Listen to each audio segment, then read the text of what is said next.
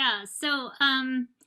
I call myself a college advisor. I'm an independent college counselor, and I work with high school students in the region, the DC region, a lot of public schools, parochial schools, private schools. I work with boarding school kids. Sometimes I work with kids who are out of state. So thanks to Zoom, I can do my work from home.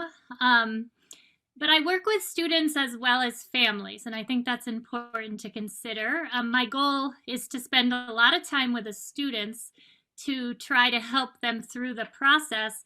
But before I can make suggestions about colleges and before I can link them to resources and help them with their writing and their applications and presenting themselves and finding experiences where they can grow and learn even before they apply, because sometimes I'm working with students, in sophomore, junior year. Before I can do all that, I need to be able to get to know them, so I spend time on that. But in general, my work is to help the students through the process and help the families as well. My background is in education. I was a college professor, as well as I ran a program at universities for language learning. I also worked in high schools and in middle schools. But along the way, I always was helping students with their college sort of work. So sometimes that was essay work, sometimes that was forms and FAFSAs and financial aid kinds of things. Sometimes that had to do with helping them find scholarships, finding a school that was a fit. It was all pretty informal. And about 6 years ago, I decided to formalize my interest in college work, and I studied and took a lot of classes, traveled around the country. I've seen 180 schools, and just really built my knowledge by working with students pro bono at first and now as a business. So I work with a big number of students a year, but I have a sort of select group of students that I work with comprehensively, which means I work with them sort of from beginning to end, getting to know them, making suggestions about schools, helping them navigate all the pieces, whether it's standardized testing questions or supporting, like I said, their learning and experiences before they actually even apply. So that's a little bit about me. No, that's great. And one of the things that I remember you mentioning, and you can defer this if you want, but well, actually, let me ask one question first, and then the thing that I was going to ask about was the list, right? Katie's list. Yeah, But let's just put a pin in Katie's list. I was sending out this invitation, and some of our partners were thinking about who to invite to listen to this. And it occurred to me, I wasn't entirely sure what the age range should be or the grade range should be. So when everybody gets worried that they're behind the curve. I remember that conversation over the summer with a lot of West Potomac, where Savannah goes, a lot of the West Potomac parents like, oh, I can't believe we haven't done that yet. We haven't done this yet. So sure. when should, from your perspective, parents and kids start thinking about the college process? Yeah, so I think the advantage of working with someone like me is that if we start early, it doesn't have to be all about college all through high school.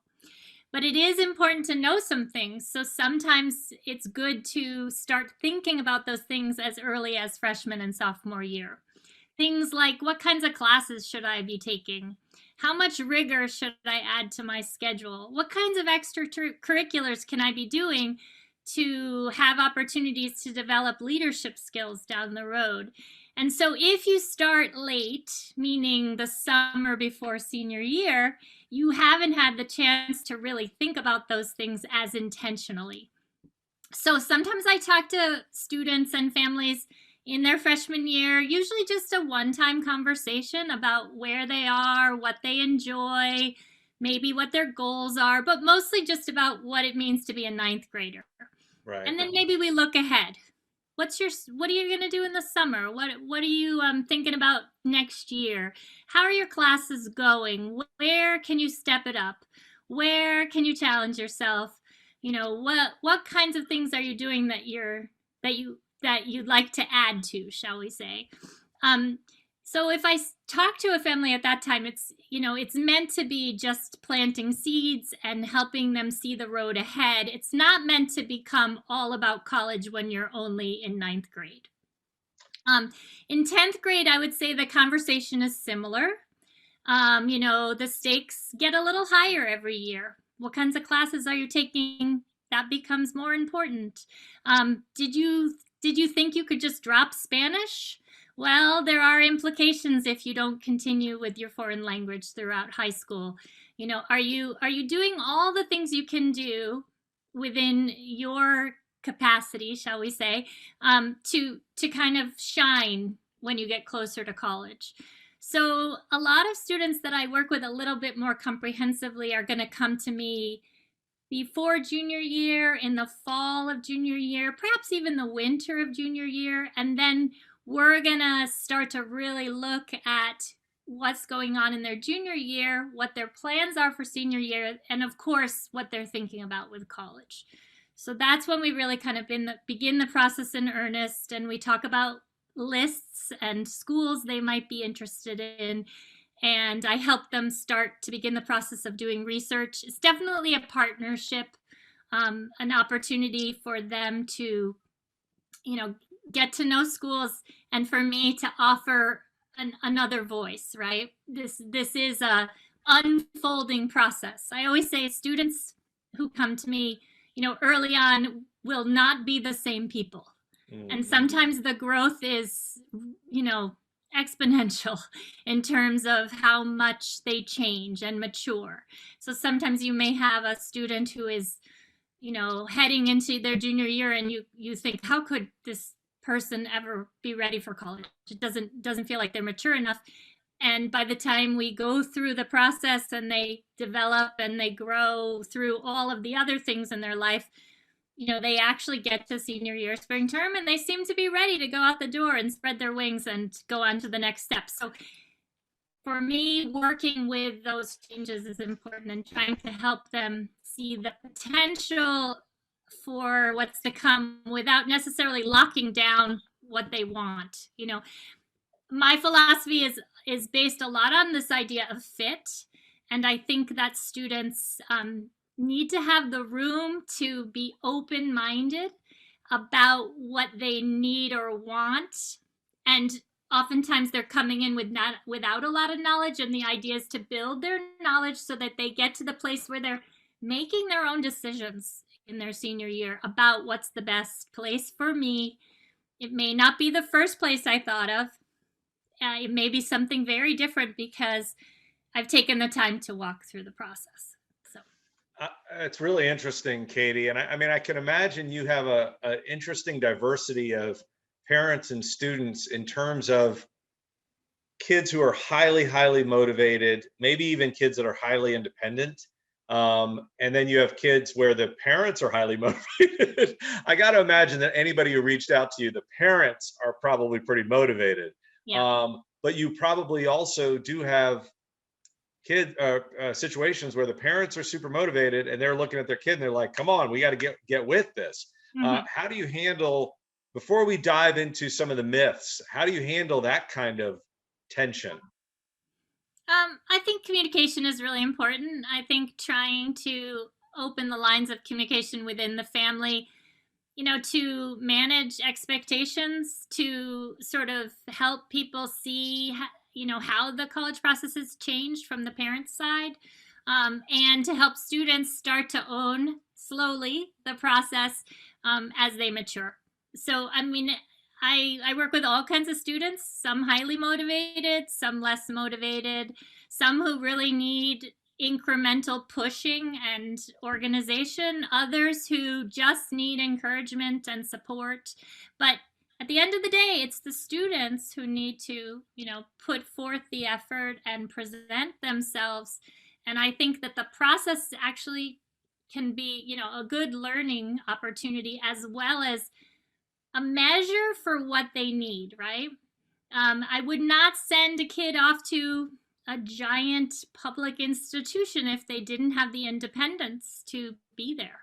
And so along the way, if I see signs, or if a student is, not as secure in some of those things, we might be looking at other kinds of schools. I would definitely think that would be an important thing to talk about the family with, as well as to encourage the student to own. So, So let's dig into the myths a little bit. We've talked about this at varying degrees, and I shared some of the myths with the Facebook crew. But one of them, the first one, is this concept of standardized tests, number one priority, right? And if can I share something about my experience with that? yeah, sure. Well, so the thing that I remember, Savannah was much younger, and I remember going to a SAT prep type of course or something, or she went to it. And one of the things they said was, one of the reasons to really focus on your standardized tests is because standardized tests and the scores on standardized tests are what are valuable objectively, right? They're not subjectively. They're valuable objectively to schools because they let schools rise in rankings. So that it wasn't so much about admissions, it was about scholarship. It was like they will throw money at people with high standardized scores because they want those people to bump up their averages, which then make them more selective, blah blah blah. And that made sense to me. But I am very interested, like, can you talk a little bit about, our standardized tests the number one priority in terms of getting into schools and in terms of financial aid? How does that all play out? So most colleges practice what's called holistic admissions. So they are looking at a number of variables, and most would say it's not the standardized test score that is first, but it is the transcript, the courses you take, the level of rigor, the commitment to things, the effort you put in, and the grade that comes out. And that can be measured in a standardized way, like an AP test, or it could be measured in, as it is always measured, with A's and B's or numbers, or there's so many different ways to grade. But I think that it sort of depends with the standardized testing. We can talk about what's going on right now with standardized testing, which is that it's test optional in most of the admissions rooms. So most of the colleges have test optional practices because of COVID-19. So let me interrupt you on that, Katy, because like obviously, that cycle has passed a little bit, right? Like we're not applying. People aren't applying right now necessarily for the fall. We're talking to people who are in the future. I'm guessing that that's going to. I mean, do you think that bounces back? I mean, what's your take on that? That's a good question. It's a little bit TBD, but there are a lot of schools, especially lots of selective institutions, highly selective institutions, where they want to continue to experiment with test optional policies. It has allowed them to cast their nets more widely and to attract students who would normally be deterred by the numbers. And in that way, they are capturing students who have other talents or haven't had the benefit of test prep, or maybe just are not oriented towards standardized testing. So it is, a really wonderful option for people for whom standardized testing is not a strength. It is also a wonderful opportunity, if you could imagine, on the side of the colleges to see different kinds of students apply. Sure. So do standardized tests still matter is sometimes the question. And I would say it depends. I usually encourage my students to engage in standardized testing, and not to do it cold, but to engage in some sort of preparation. That can be everything from Khan Academy online, free, independent, and self-motivated. Kids do that well. Or an old-fashioned book like we used to do a long time ago.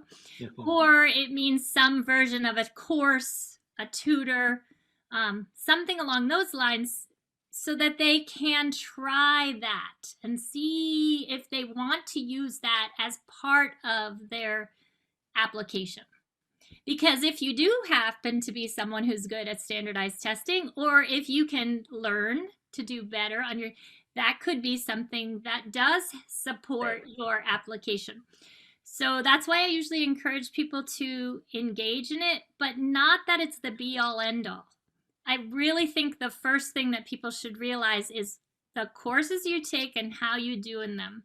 Meaning, if you're going to take AP courses and more rigorous courses, honors courses, things like that, you're trying to do well. So, what do you need to do as a student to do well? Does that mean greater communication with the teacher? Does that mean better study habits? All of those things are going to serve you in college Right. much more than that I crammed for my SAT. So, I sort of feel like it's a little of both worlds. And at the end of the day, again, if you're not a great standardized test taker right now, there's some going to be opportunity for you. So I would say this summer, colleges will have to decide their final call on the fall admission cycle. But a lot of schools have extended the experiment. Some of them have extended it, 3 years to study the data, to try and figure out if that variable actually matters when it comes to performance. Wow. Is that right? So some of the, and are some of the schools that you're describing, these kind of bigger name brand selective schools? Oh, yeah. Really? So they sort of declared that we're going to just use this as an opportunity, not just to kind of give people a break in the current, but we're going to see, have we been kind of working on some misguided assumption on some level, right? Mhm. That's And it also, fascinating. yeah, and I mean, the bar is quite high, extremely high at competitive schools. So again, if you're an A student who's taken challenging courses and you have great test scores, that's a great package to present. But if you're an A student who's taken some challenging courses, because that's what they offer in your high school, that's the other piece we haven't talked about. It's always in the context of your high school. So in the Fairfax County schools and the Alexandria City School in Arlington, we have wonderful course offerings. We have everything from what I would just call college prep, kind of entry level regular high school courses, to honors or intensifieds in some of the public schools, and then AP and dual enrollment with the community colleges. So taking advantage of what's offered to you is measured as well. So, how do you do? What do you take? What's offered to you? What's available to you is going to be more important. So, again, it's that balance of like, what about, can I just skip the tests? Well, I would look at the whole picture. I wouldn't necessarily just skip the tests. So that's really interesting, and you point to this concept of selectivity, right? And I'm sort of looking at the myths, but I feel like on some level it's like a blend, because what I know, speaking from my daughter's experience, was one of the things that she wanted to do. It's almost like that old Groucho Marx saying, right? She didn't want to be a member of a club that would have her as a member, right? She wanted a school that was really selective, and even to the point where she wouldn't be able to get in. And I think that was because she's just been on that track. You're just, you want, I don't know why, right? It's a challenging thing. But uh you know obviously you have kids who go through that. It should a student, one of the myths here is that students should go to the most selective school that accepts them. Um, but it also is a question of like, are these name brand schools, these universities, whatever, are they the place that students should be aspiring to go to? Can you talk about fit? What helps a kid decide what's the right school for them? Yeah, I think it involves a lot of reflection, self reflection. I think kind of understanding what's under the hood, like understanding what is actually happening on the ground in a school. What is the classroom environment? What kind of contact do you have with professors? How much independence will you need? What kind of college is going to suit your needs so that you can be the most successful? There's no question that you want to be successful in college, not just get the degree that says X brand, but that you excel and grow and develop skills, real skills, so that when you go into the work world and you've you've been practicing and working on all these things, you present well. So students can go to less brand name schools, even schools you may not have heard of, that are fantastic learning environments where they can be noticed and excel. And then perhaps grad school opens a door at a prestigious institution. Mm. I think it's important to realize that not everybody gets a seat at the most prestigious institution. If you look at the numbers, they're relatively small institutions. They have a world audience, right? So they're getting applications, I always say, from Singapore and Hong Kong and every major city in the world, right? And every major city in the United States, and lots of valedictorians are applying. So if you want to be applying to those kinds of schools, you just have to understand the competition. So if you reach because you have what it takes to reach, meaning you've taken those rigorous courses and you've done well in school and you've engaged in your extracurricular world, which can be defined in many ways, then I think you might want to consider reaching. However, you just have to realize that you might not get that choice. It's not a guaranteed choice, especially when 5% are admitted, or 3%, 7%, 10%, 15%. These are low numbers when the applicant pools are large and the students are accomplished. So you do need to think about, what's my plan B? Where else could I be happy? And what other kind of institution actually might make me happier, even though maybe my friend never heard of it or my parents haven't heard of it. So, sometimes we know schools because they're regionally known. Sometimes we know schools because they have great sports teams. Does that mean they have the best education? I don't know. Well, let's check it out. Let's see what's happening. So that's part of, I think, what a family and a student should be doing, is kind of looking under the hood and trying to figure out, like, what fits me? What do I need? And that to me could be financial. It could be academic. It could be social. It could be cultural. It could be lots of things. So, Katy, one thing that jumps up for me, and especially after the pandemic or in the pandemic, I don't know if we're after or not, I don't know where we are with the pandemic, but one of the things, like you allude to, is one of the promises, one of the reasons people are willing to put all this money into college is because they're going to come out of it with a piece of paper that says they went to a college, and maybe they want that to say, Harvard, or they want that to say, University of Michigan, or whatever. But I'm not putting, for the Michigan people who are listening to this, I'm not putting you guys in the category of Harvard. I just was throwing it out. But then there's also, there's got to be some attrition going on right now. Some of these schools aren't going to make it, right? Some of these colleges aren't going to be there. And yeah. I wonder about, and often those colleges that are kind of on the margins and might not be, they don't have the huge endowments. They aren't publicly funded. They aren't whatever. And they don't have the prestige. Those are also pretty expensive. Usually those smaller schools tend to be pretty expensive. Do you give any thought or advice to that when you're talking to parents and kids? You're like, this could be a $70,000, $50,000 a year investment, and it's possible that 3 years from now, 5 years from now, that school doesn't exist anymore. I don't know. That might be like doomsaying, but I got to believe that's a real issue. Yeah, and again, I think it's really about asking questions and doing your research if you're concerned about that variable. And let me just say, there's also a lot of colleges in between, right? There's the colleges that sit at the top that are well endowed, where we're guaranteed into the future that people will recognize that institution. It will be here for us, right? But then there's a whole lot of schools that sit in the middle that may, be a great place to learn. And I do think that when you talk about the schools, are they going to be there in 3 to 5 years?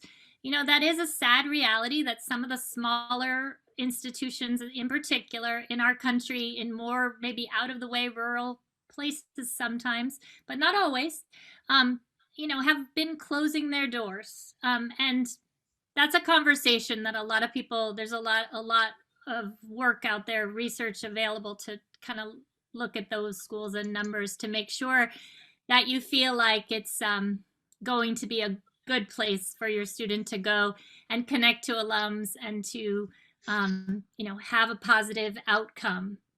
So I would say, I think a takeaway is this idea that there are just a lot of institutions that you may not know about, and trying to learn about them is important. In other words, don't just think the name means it's going to be the best place. I mean, and that's a great point. And that kind of leads to the list, right? Like one of the things that when we were talking over the summer, Savannah had her schools that she had heard of. And then there was this whole other world, right? And what are some of the questions? I mean, one of the myths here is that a university provides a better education than a small college, or a name brand college provides the best education for students. And I want to talk a little bit about small versus big, because that came up a lot for us. But what are the questions that you can ask a student to try to figure out whether they're heading in a direction, size wise or brand name versus not brand name, that might be doing them a disservice? Yeah, there's so many questions, right? I mean, I think that, and that is a very personal thing as well, but I think asking lots of questions is important. Asking questions about environments you learn best in. If you're targeting a larger institution, you need to realize that the class size is not going to be as small, and the way that the teaching is done might be more traditional in the sense that it could be more lecture oriented. You might be asking questions about whether the classes are taught by full professors or teaching assistants. You might be asking questions about whether your student does better in a smaller environment. You could be one of the most elite liberal arts colleges in the country. A place like Bowdoin has 1,800 students, so they get to have small classes with a group of extremely, capable, intellectual, by their measure, students in that class. Or you could be a smaller liberal arts college that's not as selective, that provides a similar environment. So I think asking the questions about environment is important, because there are definitely environments where students have to be more independent. There are environments where students are more passive. There are environments where students have to advocate more. And then, there are the opposites, right? So I think that, when you get into size, I think that sometimes you can stereotype and you can say small is this, medium is this, large is this. But again, one thing that's great about our country is we have a great diversity of institutions. So a well-funded larger institution will work hard to try to have some opportunities that are more personally connected. A larger institution that is, maybe, really big, probably can't afford to not have more part-time teachers, more teaching assistants. So again, it's hard. I don't want to stereotype. I mean, that's something people always want to sort of say, well, what about this and what about that? I think it's important to say, what about the school you're interested in? How is Virginia Tech different from James Madison and different from UVA, because we live in Virginia? Right. And which kind of environment would be best for you, student? And then again, how is that different from William and Mary? And then how is that different from Christopher Newport? And how is that different from Mary Washington? Because we are the last in the state of Virginia to have so many amazing public options that are really, really different. Right. And again, if you have a student who's craving something like discussion orientation, I'd caution going too large unless you're in a department where maybe the department's going to have that level of intimacy. So you have to do your research and you have to learn about schools so that you're not just, stereotyping the one thing. So did I answer your question? I feel like Absolutely. I mean, it really sounds like, I guess, like any type of purchase, right? You need to decide, is what you're getting for the brand what you really want? can you judge a book by its cover? And then, I mean, one of the things that you're alluding to, and I wanted to sort of pull this apart if we could, is, you know, there's different, there are different reasons people go to college. There's probably, first off, different reasons people go, but then there's also different ways that people benefit and nourish themselves out of college, and what makes college a powerful experience, right? For some people, it's the friends, the social, and that might be, they might be very well served in a small school, or they might be very well served in a large school with lots of opportunities. Same thing with like teachers and classes, diversity of teaching options. I mean, you're going to probably have more course selections or more options at a larger school, but they may not all be taught by, you might have, I'm trying to think, I think when I went to school at University of Texas, it must have been before this, but like I remember having like some real big brand name professors Yep. that were at the school. Now that doesn't mean I took their classes, Right. but or you got to talk to them. That's yes, or you got to talk to them.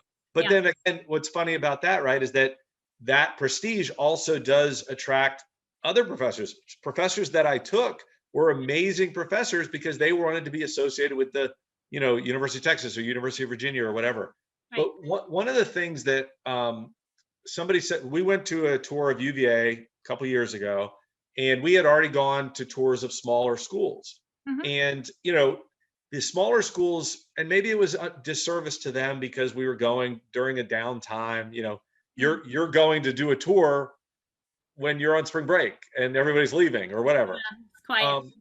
But one of the things our tour guide said at UVA was, you can have a small school experience at a big school, but you can't have a big school experience at a small school. And so, I think that stuck with us because, and we told this to Savannah. I mean, you can go to UVA, you can have whatever experience you want at UVA. You can have small seminar classes at UVA, and you can have, large lecture classes, and you can have it seem like there's 200 people on campus or grounds, as they say at UVA. Or it could be a big time, overwhelming experience. But I don't know if you can go to 1,000-person school and feel like you're having a big college experience, if that's important to you. That's the key, if that's important to you, right? So, and that's always the thing, is you're always, I think, engaged in weighing the options and trying to figure out what matters to you. You're the consumer in this process, and trying to really evaluate what would help and push you and help you grow. I think those are important questions. I mean, I work with students who want big sports, Big Ten kind of environments. They have to understand what goes along with that, what their educational experience will be, and how that would be different if they were to choose an institution that was smaller. For some students, 1,000 is super fun. It's community. It's everybody knows your name. Right. It's my neighbors in a play and I'm helping do the production. And the kid down the hall is, running a charity event and I'm involved. There's actually a correlation between involvement and size, which is interesting. Some people who go to smaller schools will find their involvement is more diverse because there's just a little bit more room for cross-pollination in a smaller incubator. Sometimes I think of it as like when I promote the idea of a small school, I'm thinking like, did you ever go to summer camp where you just loved that group of 100 people or that group of 200 people? And gosh, if you could stay there all year, you guys could, make your own world. It's not always not that small, but if you can imagine the differences, I think the emphasis of relationship is a little bit greater with both mentors, professors, in that category, and students. Let's contrast that with a mid-sized, bigger school. Well, you have different variables. You can still have great relationships with peers. You have to work a little harder to have the relationships with the professors. You're going to want to be that kid who's always in office hours, always asking questions, asking for that research opportunity, asking for that, work study job, getting help along the way. But you may want to ask yourself, am I going to be that person? Right. Am I going to make the most of being in this bigger environment? Or would it be easier if sometimes people noticed my contributions and pulled me in? Again, and it's not about selective, not selective, because schools are at every size, at every level. Honestly, I think it's more about, again, going back to that idea of what do you want out of that experience, and what is going to help you grow, right? So as you're saying that, it's really intriguing because I think back to my selection of college, and the word that, I mean, I'm very pleased, but the word that comes to mind was just being an idiot. I had no idea. I mean, I remember I liked the book Public Ivies had come out a year before I started doing college, right? For people who don't know, Public Ivies was just a list of like 12 at the time colleges that were, public schools, inexpensive-ish, but were considered like a tier below, let's say, the Ivies. And I remember I was reading it, and I had just read the chapter on University of Texas. I had applied there. I had gotten the that afternoon, I had gotten the acceptance letter from University of Texas or whatever. And I was like, I'm going there. And partially because Roger Clemens, the baseball player, was a player for them, and it, that seemed interesting. Sure. And so I wonder, as you're describing these really important cultural, personal style things, or elements, I'm really trying to figure out, is there a way for, I think about all of the students that you've worked with. If you asked, hey, did you like Bowden? Hey, did you like CNU? Hey, did you like William Mary? I mean, unless they didn't, they're going to say they liked it, but that doesn't tell prospective students anything, right? Because they liked it for different reasons. Yeah. But I wonder if we're asking students something to the effect of, describe an experience that you had, a relationship that you had with your college professor, or describe like you said, what's it like living in the dorms, or did you have an opportunity for leadership? And if the small school student is saying, yeah, let me tell you about these 15 professors, whereas the large school student is like having to dig deep to find a professor that knows their name. But then if you say, well, tell me what your weekends were like, and the small school person says, we were playing, D&D in the dorms, and the other ones were like, well, we hosted the Cotton Bowl or whatever it was, right? It's a horrible example. Have you ever had your students, your alums, come on something like this, like a Zoom or something like that, and have them share their experience? It seems like that would be fascinating. Yeah, that's a great idea. I haven't done it in a Zoom world, but I check in with my students, and I always think it's fascinating to see where they start and where they end. Early on, a few years back now, I worked with a young woman who was very clear that she thought she wanted, big school, big Greek life, big sports, great academics, sort of that package. Yeah. Southern sounded good to her. She ended up in New England at a smallish college that was religious, Catholic. We couldn't have kind of gone more opposite. And I think that that's just important to realize, that she started in one place, but it was an education process, and it was her process. I'm the resource bearer, but she went through it and started to ask those questions. And she came to a place where at the top of her list were a number of small New England schools. So who would have thunk it? Right. I think it's just good to keep your mind open, and try to again assess. You won't check every box. Some people say it's like buying a house. Are you going to get everything you ask for? Or are you going to get most of the things? And are you going to settle because something is really great and something else is not such a liability, right? Right. That's more like the process, honestly. They're trade-offs. Right. There are trade-offs with brand, there's trade-offs with size, there's trade-off with opportunity. But at the end of the day, I think that when I say opportunity, I mean more like a big list of majors versus a small list of majors. Right. At the end of the day, if you can figure out what matters most to you, and that's not always easy, that there's a whole decision process there. The goal is to have choices and to make sure that your list is balanced so that you have choices, so that you're not just getting no's, that you're getting yeses, that you're getting opportunities to then sort out those details. You sort it out along the way, but you may also be sorting it out towards the end of the process. So Katie, you talk about choices, and we talked a little bit about, one of the ways to have choices is to do well in school with rigorous classes, right? Because if you're not, I remember talking to some parents who were like, yeah, I mean, sucks because their first 2 years of high school, they were blowing things off. And, that sets you in a certain, it's hard to bounce back, right? Right. And one of the ways to set yourself up is to make sure you're doing rigorous classes. Now, there are their own challenges there because you can get obsessed with.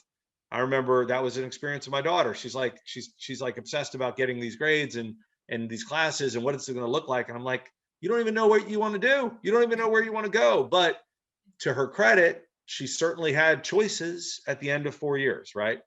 Um, the second piece of that is like you're describing the fits. And that's really where you come in, where you can really help them understand this is what the culture is like. This is what this place is really like. Because I've been, traveling around, and you and Savannah and I were talking about before the call started about your trips to the university bookstores and picking up swag and picking up, merch and everything. But the Mm-hmm. third piece is money, or a Sure. third piece is money. Mm-hmm. And one of the myths that you highlight is that students should only apply to colleges that they can afford.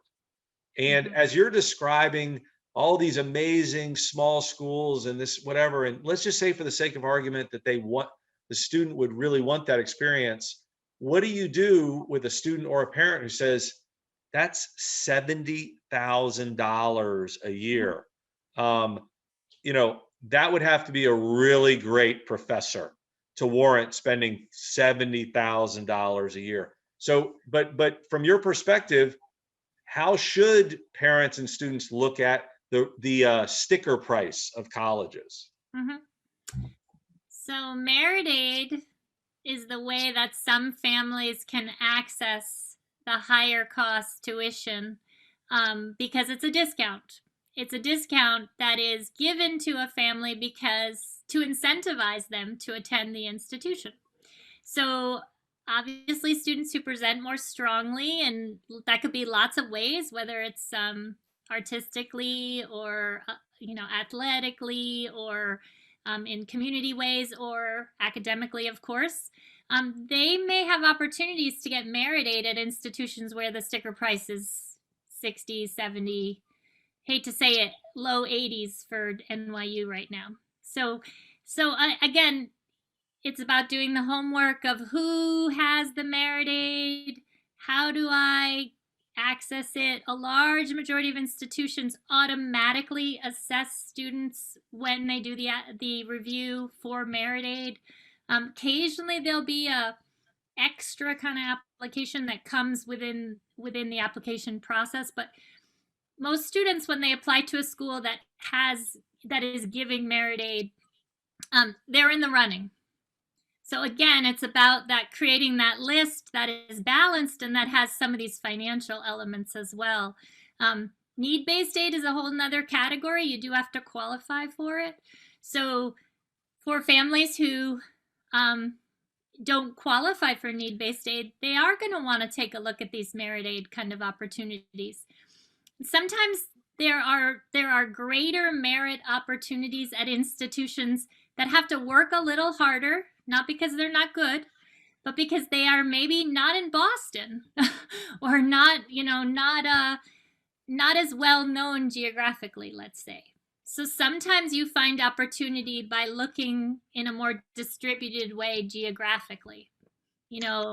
Sometimes you find opportunity by looking at institutions that, again, maybe they're not as high profile, but they have really great opportunities, offerings, teaching, And they will incentivize by giving the discount. And that's why you'll hear people say, oh, I'm not paying the sticker price. I'm paying, I got a scholarship is kind of what people say.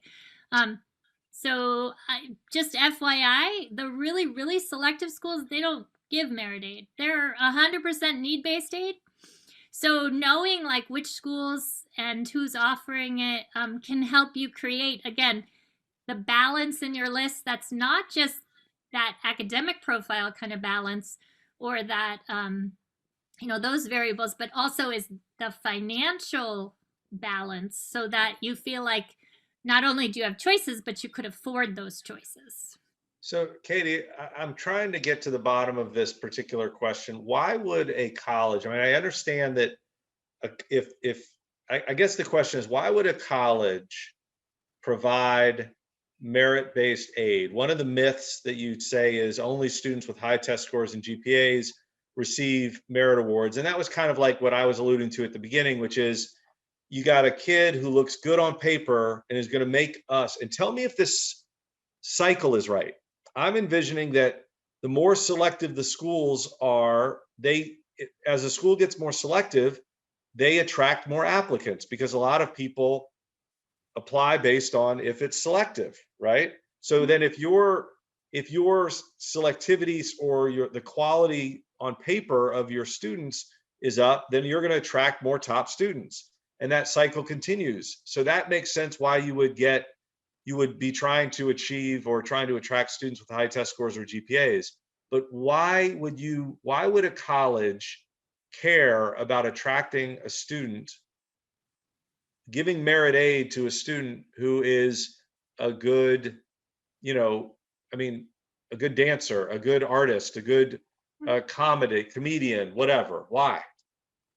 I mean, I think it goes back to that idea of holistic admissions. You're not just your grades, you're not just your test score. You are who you are as a community member, as a scholar who's going to grow and develop more. So, there are schools where everybody has A's coming in from high school. There are schools where it's a nice mix of A's and B's. There are schools where, there's quite a range. So I don't think the strengths are always, first of all, quantifiable. I think it's important to look at the other parts of people. And in fact, we talk a lot about character and authenticity in terms of presenting yourself to colleges. Don't pretend to be something else. Don't apply to a major that's not of your interest, because it will probably, I would say, not pay off to pretend you want to go to the ag school instead of the business school, something like that, just to get in. They see through all that kind of stuff. Mm-hmm. So I think that it's not just about numbers, so that therefore you can imagine if an institution's profile is we get AB students, we take about 50% of those who apply, or 70% of those who apply, we think you're a good fit. That's okay that you're not in the top 10% of the class. We're just glad that, you were capable and did well in high school and did what was the right challenge for you. Mm-hmm. So we want you to be in our institution. Mm-hmm. Therefore, we're going to incentivize you. So it kind of works out that way. I actually see, a lot of my students who are, amazing in lots of different ways, go to lots of different kinds of schools, and some of them are getting a lot of money. And it doesn't mean it's because they got all A's. It means that because they are offering something special. Mm. So. Yeah, it's very interesting. I do think it's very interesting. I like the economics of it and the kind of down and dirty of it more than the lofty ideals of it, because I can't help but think they're charging $70,000 and then they're saying, well, everybody gets $35,000 discount. I'm like, hey, why don't you just give everybody the $35,000 discount? Just lower your prices.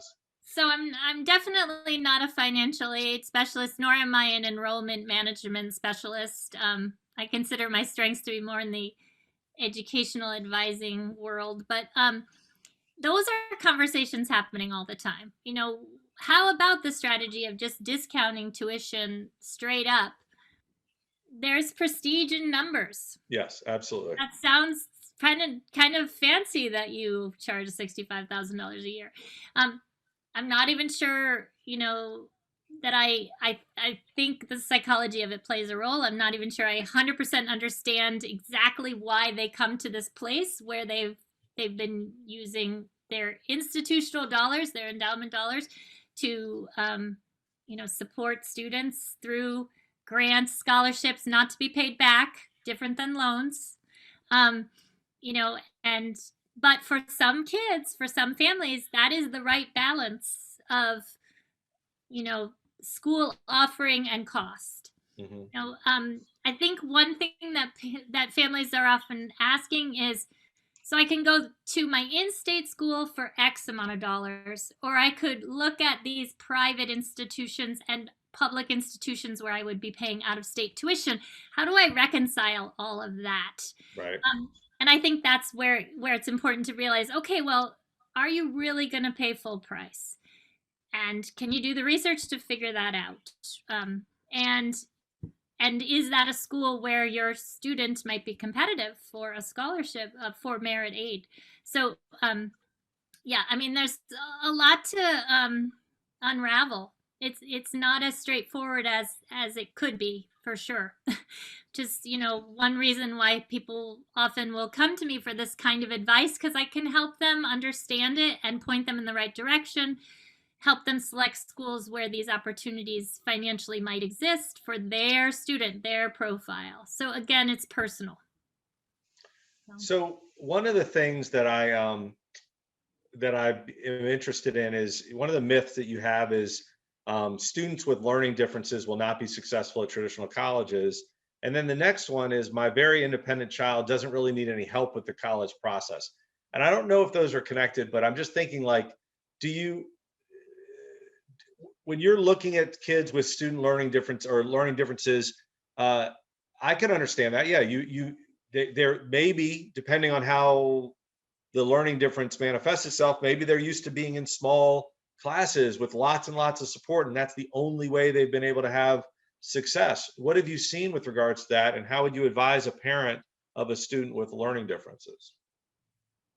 So it is important to pay attention to what's happened in high school, what kinds of accommodations were in place, what kind of supports existed, how the student fared and grew into greater independence around that, because the expectations in college are always going to be greater.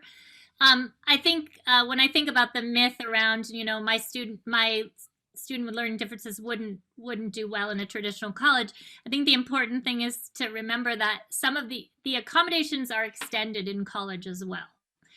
But in order to receive accommodations and support from the learning supports on campus, you do need to have a recent educational evaluation, psychological educational evaluation, so that you can, have the paperwork, the documentation that can follow the student into college and support their need for extra time, for example, or a different learning environment. So in order to, I think, figure out, is this going to be a good institution for my student, his particular or her particular needs, I think it's important to, again, make an appointment with that office on campus. Ask questions that are related to your student's particular needs.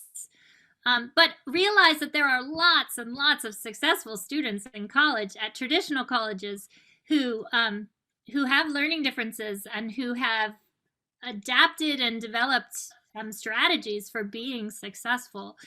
But it is a little bit more on the student. The advocacy piece is more on the student. In a high school, the teacher has the responsibility to make sure that those things that are agreed to in an IEP are administered. But in a college setting, it does fall back on the student to be able to get what they need. And just as a related comment, there are colleges that have fee supported or programs where you pay for extra support, whether it's coaching, advising, organizational support. There are large institutions, small institutions, where they have these specialty kinds of learning programs. And there are also a few institutions that really specialize in working with students with learning differences, to develop skills that may not be in place. And then, of course, launch their opportunities to go to a traditional school later on, or for graduate school or something like that. So again, all shapes and sizes. This is the diversity of our educational system. But certainly you don't have to stay away from a larger institution if you know what would be offered, right? You could consider that an option. So we're coming up on kind of the end, and thank you so much, Katy. Sorry, so thank you so much, Katy. I'm literally staring at the name Katy on my screen. Thank you so much, Katy, for sharing your knowledge. And before we get into this last question, and it's about stress, and it's about the process. So some people may not be in there yet, but I want to lock in to people, to our listeners or viewers, that if you start experiencing this stress, or if you imagine that you and your students are going to experience this stress, this is why Katy is here. Katy wants to reach out and be a proactive, preemptive stress absorber, stress mitigator. But how do you work with parents and students? And then we'll finish up with stress.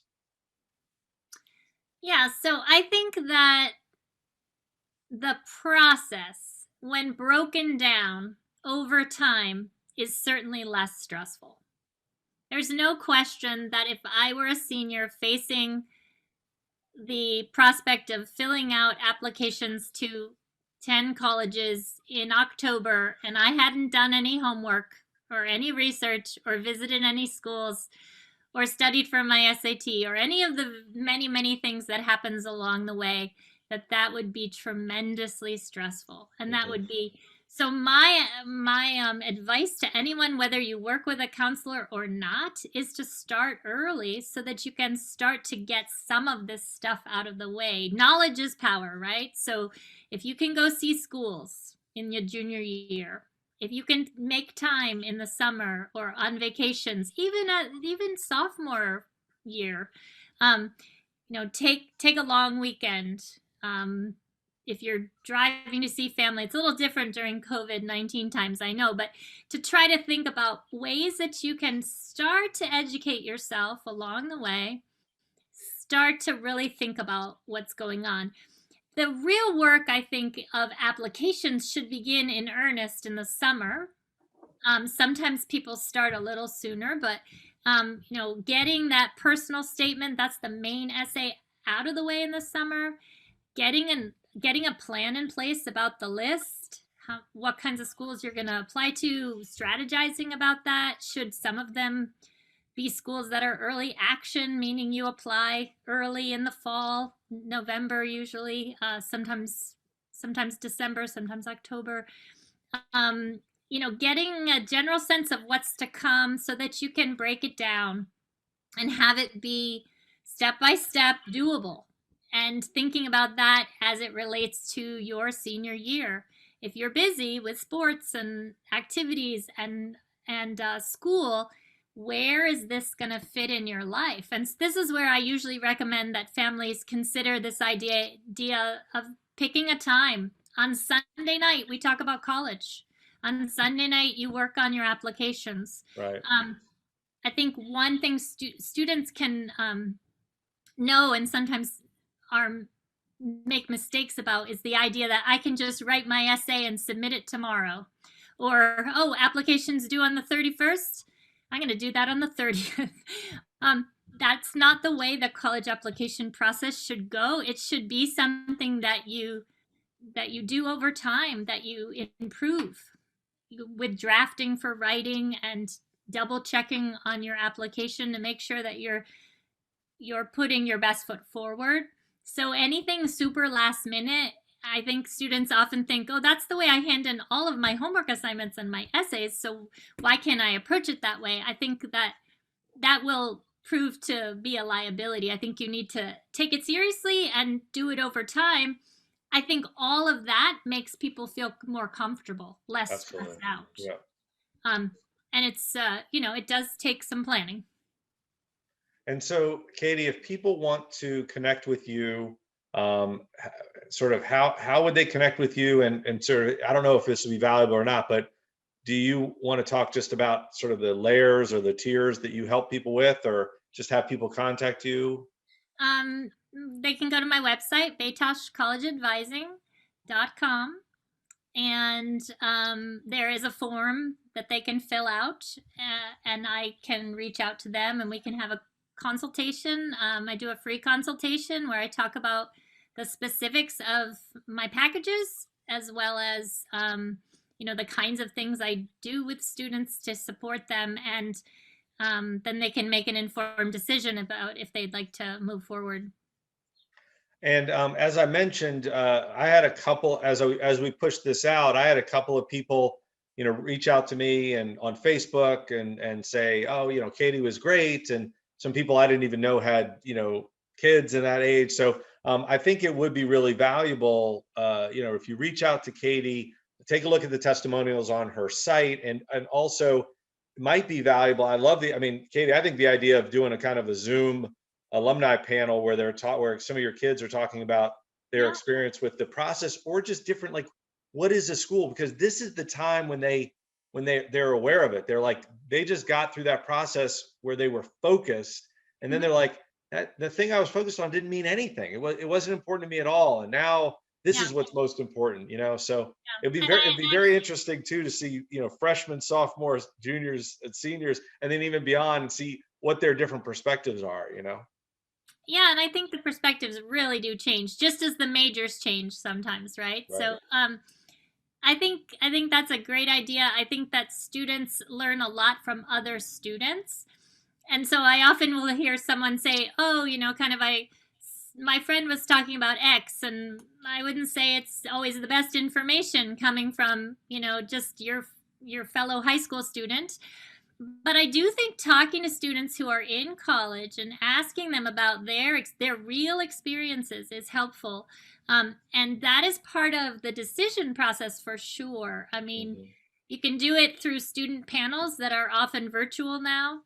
You can hear what the students have to say. You can do it with a tour guide. You can ask the school to connect with someone. There's a number of tools online where you can actually try to connect with students, but I think that can make a big difference. Go to your college counselor, see if there's ways to connect with alums from your local high school. I think all that's really helpful. Katy, thank you so much, and thanks to everybody for watching. This was the first of our Fairway Caring Beyond the Closing speaker series. So we're very excited to help people embrace or tackle, I guess, the world of college admissions and college exploration and college application and all that stuff. And I definitely encourage you to reach out to Katy, and just either do a free consultation or just ask some questions and see if you can get connected. It makes a huge difference to have a tour guide, because the fact is, yes, you might have gone to college, or you might have applied to college, but you don't know what Katy knows. So thanks so much, Katy. I appreciate it. Okay, you have a great day, and I really appreciate the opportunity. Absolutely. Talk to you soon.